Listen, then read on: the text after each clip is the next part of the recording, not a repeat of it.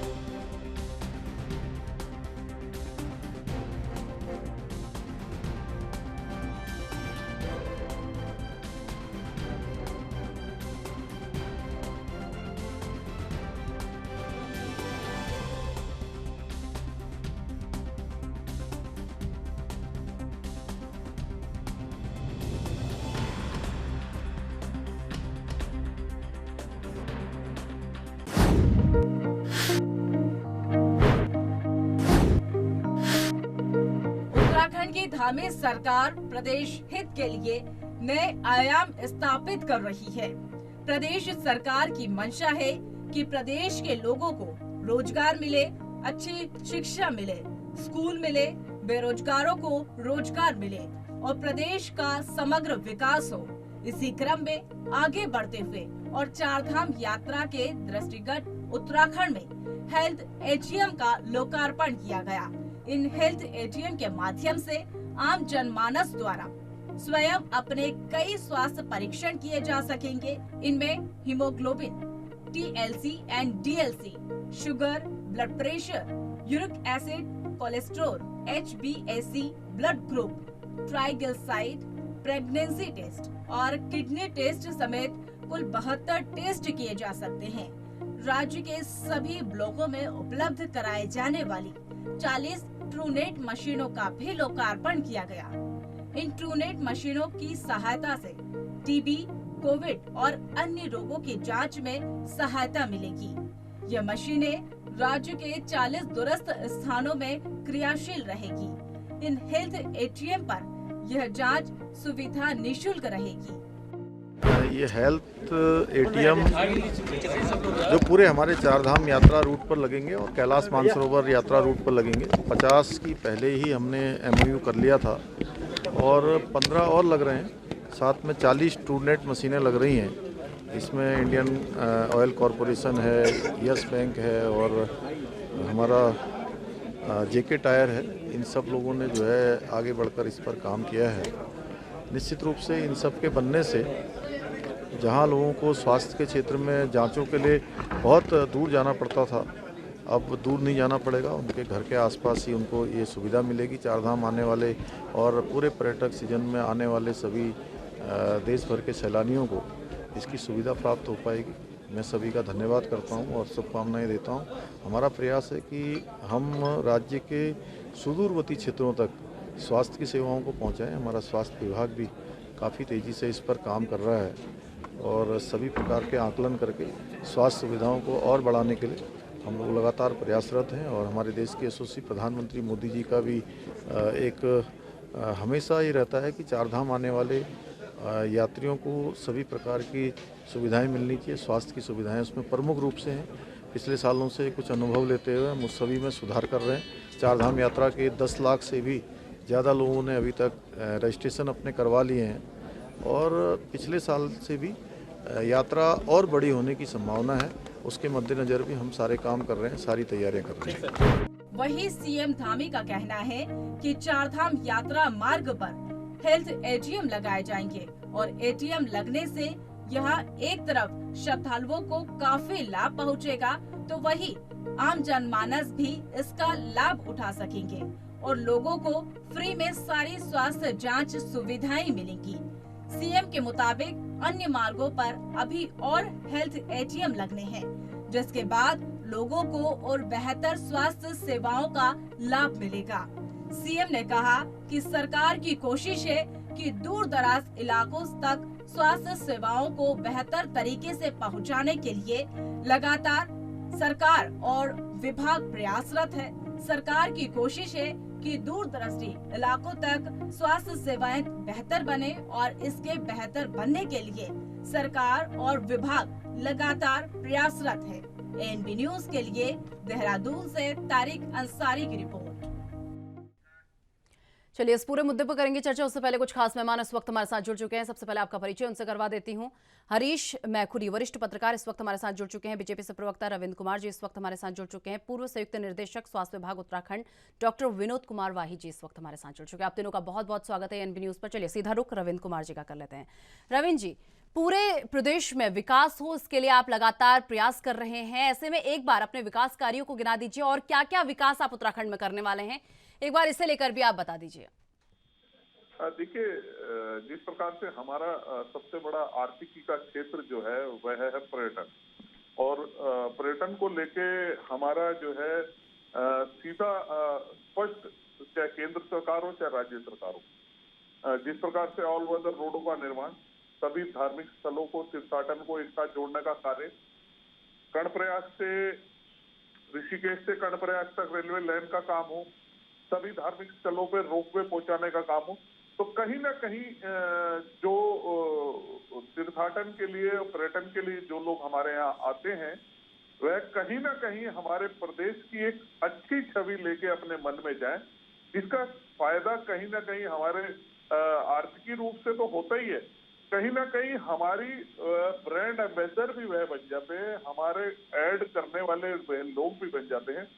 इसलिए सारा इस समय की यात्रा भी शुरू होने वाली है, और पिछली साल की रिकॉर्ड जिस प्रकार से यहाँ पर्यटन आया था, अब की भी आना है। चाहे महिलाओं के क्षेत्र में काम करने की बात हो, महिलाओं को 30% क्षति रक्षण हो, आंदोलनकारियों को 10% की बात हो, महिला स्वयं सहायता समूह के लिए योजना हो, तो तमाम ऐसी योजनाएं हैं। चाहे खेल खिलाड़ी बच्चों को प्रोत्साहन के रूप में नई खेल नीति लागू करना हो, खेल छात्रावास खिलाड़ियों को दैनिक भत्ता जो बढ़ाने की बात हो 175 से 225 रुपए करना हो, तो ये तमाम कई सारी योजनाएं हैं जो यहाँ के प्रदेश के युवाओं को, और यहाँ कहीं ना कहीं जो हमारे काम करने वाले जो महिलाएं हैं, जो घर में छोटे छोटे उत्पाद बनाने वाली महिलाएं थी, उनको एक उचित बाजार, उनकी ब्रांडिंग, एक जिला दो उत्पाद का ऐसा हमारी योजना के अंतर्गत ऐसी गांव क्षेत्रों में बनने वाले उत्पाद, होने वाले उत्पाद को कहीं ना कहीं लोगों के बीच में पहुंचाना, उसको ब्रांडिंग देनी, उसको शहरों में लाना, अपने प्रदेश में लाना और प्रदेश से देश में लेकर जाना। तो इस प्रकार के कार्य आने वाली समय में हमें प्रदेश की सरकार द्वारा दिखाई देंगे। रविंद्र जी, वहीं अगर बात हेल्थ सेक्टर को लेकर कर ली जाए, क्या काम आपने इसमें किया? हालांकि अभी आपने हेल्थ एटीएम का इसमें उद्घाटन, लोकार्पण जो है कर दिया है, लेकिन हेल्थ सेक्टर को लेकर बात करना इसलिए ज़्यादा ज़रूरी हो जाता है क्योंकि एक हेल्थ सेक्टर ऐसी चीज़ है जो हमेशा एक फोकस का बिंदु बनी रहती है उत्तराखंड में। तो ऐसे में देखा जाता है कि डॉक्टर्स को भी देखा जाता है कि अगर पहाड़ी जगहों में जाने के लिए कहा जाता है तो वो साफ मना कर देते हैं। ऐसी भी कई बार जो है खबरें सामने आती हैं। आप ये समझिए कि उत्तराखंड अपने आप में पहला राज्य ऐसा बना जिसने सभी लोगों के लिए हेल्थ कार्ड जरूर किए। 5 लाख रुपए तक का किसी भी प्रकार का इलाज जो है वो उसमें राज्य सरकार उसका वहन करेगी। तो ये पहला राज्य आज हमारा प्रदेश है इसमें पूरे देश भर में। और हेल्थ की बात करते हुए जिस प्रकार से अभी कल माननीय मुख्यमंत्री जी ने जो है हेल्थ एटीएम का जो उद्घाटन किया है, इससे एक नई क्रांति आएगी। आप देखिए लगभग 72 किस्म की जो छोटी छोटी जो टेस्ट है ये कहीं ना कहीं फ्री होंगे और ये तुरंत होंगे, जिसके लिए हम हमारे दूरस्थ क्षेत्रों के लोग नीचे आना पड़ता था या ऐसे होता था। ये हेल्थ एटीएम मशीन लगने से या इसके होने से हमें बहुत सारी आने वाले समय में सुविधाएं मिलेगी। और माननीय धामी जी के नेतृत्व में ये देखिए एक एक चीज के ऊपर फोकस, इसके ऊपर काम हो रहा है। अभी ये फिलहाल के रूप में 49 मशीनें हमें विभिन्न क्षेत्रों में लगाने को अभी दी हैं, जिसमें कई जगह है और आने वाली यात्रा के समय में भी इनका उपयोग किया जाएगा। तो ये कहीं ना कहीं हमारे दूरस्थ क्षेत्रों में जहाँ कम आबादी के गांव देहात क्षेत्र है, जहाँ छोटी छोटी चीजों से लोग बड़े दिक्कत महसूस करते हैं, ये कहीं ना कहीं ये एटीएम, हेल्थ एटीएम आने से इसका हमारे राज्य को जरूर फायदा होगा। ठीक है, हरीश जी भी इस वक्त लगातार हमारे साथ बने हुए हैं। हरीश जी, उत्तराखंड के विकास की अगर बात कर लें तो किस तरीके से देखते हैं? असल में ये जो हेल्थ के सेक्टर में धामी जी ने उत्तराखंड में करीब 40 मशीनें लगाई हैं। वो बिल्कुल नई तरह की मशीनें हैं। करीब ये समझ लीजिए 72 टेस्ट हमारे निःशुल्क इस पर होंगे। और खासकर इनको ऐसा प्लान है सरकार का, जो अभी तक हमको देखने में आया, उसको पिछड़े इलाकों में लगाएंगे। तो निश्चित रूप से लोगों को जिस टेस्ट के लिए वो देहरादून या हल्द्वानी आते थे या Srinagar medical college, Almora medical college आते थे, वो अब उन्हें घर के नजदीकी उपलब्ध होगा और वो भी निःशुल्क होगा। तो एक बड़ी छलांग इसको स्वास्थ्य के सेक्टर में कहा जा सकता है। खासकर जो 4 धाम यात्रा होने वाली है उसके सेक्टर में ये एक महत्वपूर्ण मील का पत्थर होगी। अगर उसको प्रॉपर वर्क मिला और हैंडलिंग उनकी प्रॉपर हुई और मशीनें खराब नहीं हुई तो निश्चित रूप से ये भविष्य में हेल्थ के सेक्टर में छलांग होगी। इसके अलावा जो हमारी 4 धाम सड़क परियोजना बन रही है, लगभग 80% काम उसका पूरा हो गया है और इस वर्ष के अंत तक जो बचा खुचा काम है, अगर लोगों ने उस पर रोक नहीं लगाई या मतलब उस पर कोई पेंच नहीं उठाया तो वो भी निश्चित रूप से पूरा होगा। तो जो 4 धाम यात्रा है उसमें हमारे जो श्रद्धालु हैं वो 1 करोड़ से ज्यादा पहुंचेंगे और हमारे होटलियर को, गाड़ी वालों को बहुत लाभ है। ठीक है, विनोद जी भी लगातार हमारे साथ जुड़े हुए हैं, स्वास्थ्य विभाग उत्तराखंड से, वो भी हमारे साथ जो है जुड़े हुए हैं। विनोद जी, किस तरीके से देखते हैं, अगर हेल्थ सेक्टर की बात कर ले तो हेल्थ सेक्टर को किस तरीके से देखते हैं?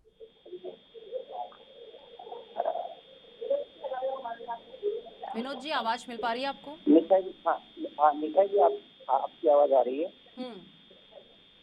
जी विनोद जी, हेल्थ सेक्टर जैसा कि हमारी सरकार ने कहा है कि अंतिम व्यक्ति तक हम सब कुछ पहुंचाना चाहेंगे और इलाज जब अंतिम व्यक्ति तक पहुंचाना है तो ये बहुत अच्छा है कि निकाला है, जो एटीएम बनाया है इसमें बेहतर तरह की कहा जा रहा है कि उस पर टेस्ट हो पाएंगे, जिसमें कि मुख्य मुद्दे पे आए तो प्रेगनेंसी टेस्ट भी होगा, तो हीमोग्लोबिन टेस्ट भी होगा। यानी कि अगर गर्भवती कोई होती है तो उसको फर्क पता चल जाएगा कि गर्भवती है और उसको हीमोग्लोबिन कितना है, उसको कितनी दवाई लेनी है, क्या करना है। तो बहुत ज्यादा दूर तक इन चीजों के लिए नहीं जाना पड़ेगा। और सबसे बड़ी बात यह है कि ये कहना कि सभी को हम देंगे इस तरह से, वो ये है कि यात्रा में भी देंगे तो उसमें तो हमारे बाहर के लोग भी आएंगे, यानी कि पूरे देश के लिए हम सेवा करने हमारा राज्य जो है पूरे देश के लिए सेवा करने जा रहा है। जब इन चीजों से हमें फायदा मिलेगा तब ये भी तय बात है कि हमारे यहाँ इधर उधर भटकने की जरूरत नहीं पड़ेगी। जो इधर बेरोजगारी फैली हुई है वो भी कम हो जाएगी, क्योंकि काफी लोगों को इसमें रोजगार मिलेगा। जब एटीएम खोलेंगे इसमें जांच करने के लिए भी लोग होंगे और इस तरह का पलायन भी हमारा इसी तरह से रुकेगा जिस तरह से ये सब चीजें की जा रही हैं। तो बहुत ही बढ़िया ये किया जा रहा है। रविंद्र जी, ठीक है, विकास की बातें तो आपने कर ली, लेकिन पहले ये बता दीजिए कि प्लान में कितना रोक आपने लगाया, क्योंकि ऐसे विकास का क्या मतलब, अगर लोग ही वहां पर नहीं होंगे तो फिर विकास किस चीज का। एक बार पहले ये बता दीजिए कि प्लान में कितना रोक लगाया आपने। मैं देख रहा था अखबार के माध्यम से, न्यूज़पेपर के माध्यम से कि पलायन में कुछ प्रतिशत घटा है हमारा पलायन रुकने में, और इसका बहुत बड़ा कारण है, आप निशा जी समझे, कि जो अच्छी सड़कें जो इस बार इस प्रकार बन रही है पूरे प्रदेश में, सड़कों का जाल बन रहा है। क्योंकि सड़क अगर अच्छी होगी, महत्वपूर्ण यातायात का साधन होगा, तो रोजगार का साधन कोई भी बड़ी कंपनी, कोई भी मैन्युफैक्चरिंग हब, कोई भी आईटी सेंटर, कोई भी किसी प्रकार का उत्पाद का प्रोडक्शन करने वाला वह वहां तक पहुंचेगा, क्योंकि उसको अपने माल को बना के उसको पहुंचाना लोगों तक, उसकी कनेक्टिविटी के लिए जो सड़कें चाहिए थी, जो आज तक कभी किसी ने नहीं किया था। हम पलायन की बात करते थे, विकास की बात करते थे, लोगों की दुविधा की, उनके द्वारा उनको दिक्कतों की बात करते थे, लेकिन इनके ऊपर जो दिक्कत किस वजह से है इस पर कभी हम गौर नहीं करते थे। आज देखिए जिस प्रकार से देहरादून से दिल्ली तक 2.5 घंटे की रोड बनाने का कार्य हुआ। मान लीजिए आप कर्णप्रयाग में एक व्यक्ति ने कोई अपना मैन्युफैक्चरिंग हब लगा लिया पैकेजिंग का, क्योंकि यहाँ हमारे यहाँ सबसे बड़ी दिक्कत एक और भी है। दिक्कत कहें या ऐसी बात कहें कि पर्यावरण को लेके हमें कई चीजों पे वो रखना पड़ेगा कि हमारे यहाँ क्या उत्पादन कर सकते हैं जो पर्यावरण को नुकसान हो। मान लीजिए कर्णप्रयाग में हम एक पैकेजिंग कोई कंपनी अपना वो लगा देती है सेंटर, और उसके बाद उसे कर्णप्रयाग से ऋषिकेश तक लाने में कोई दिक्कत नहीं, रेल चलेगी। और ऋषिकेश से देहरादून से आप निकलो या हरिद्वार की तरफ से निकलो, दिल्ली 2 घंटे में 1.5 घंटे में आप दिल्ली, आपका जो बनाया हुआ प्रोडक्ट है वो देश की राजधानी में अगले 4, 5, 6 घंटे में देश की राजधानी में पहुंच जाएगा, जो पहले संभव नहीं था। और यही कारण था कि वहां पे फैसिलिटी पूरी नहीं हो पाती थी। कहीं ना कहीं देखिए, आप किसी को भी भेजेंगे, आप ये कहें कि स्वयं मैं जाके रहने लगूं, तो वहां पे अच्छे शिक्षा के विद्यालय खुलने लगेंगे, अच्छी हॉस्पिटल आने लगेंगे। तो ये तमाम ऐसी योजनाएं हैं। कुल मिलाकर ये बता दीजिए रविंद्र जी, ठीक है रविंद्र जी, कुल मिलाकर ये बता दीजिए कि पलायन रोकने पर आप सक्षम जो है आप खड़े उतर पाए इसमें, यानी खड़े नहीं उतर पाए, बस इतना बता दीजिए। बिल्कुल खड़े उतरे हैं। परसेंटेज क्या बताया था अभी आपने? उसी के, और हमारा ये जो परसेंटेज क्या बताया था रविंद्र जी अभी आपने? देखिए मेरे को एक एग्जैक्ट फिगर तो मेरे नॉलेज में नहीं है, लेकिन हाँ लास्ट कई सालों की फिगर को देखते हुए आपकी हमारी पलायन की फिगर जो है वह कम हुई है, पलायन करने वाले लोगों की संख्या कमी है। चलिए ठीक है, तो चलिए फिलहाल वक्त तो चले एक छोटे से ब्रेक का, ब्रेक के बाद फौरन हाजिर होते हैं।